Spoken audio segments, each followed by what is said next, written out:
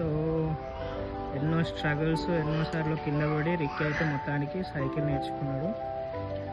చూడు ఎన్నిసార్లు కింద పడ్డాడు అసలు లెక్కలేదు.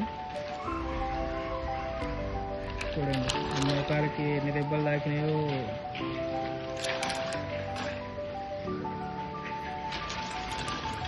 ఎన్ని దెబ్బలు తాకినాయి ఇక్కడ ఇక్కడ ఇక్కడ ఇక్కడ ఫ్రెష్ది ఇక్కడ ఇంకా ఇక్కడ. ఇవన్నీ స్ట్రగుల్స్ పడి లాస్ట్కి సైకిల్ నేర్చుకున్నాడు.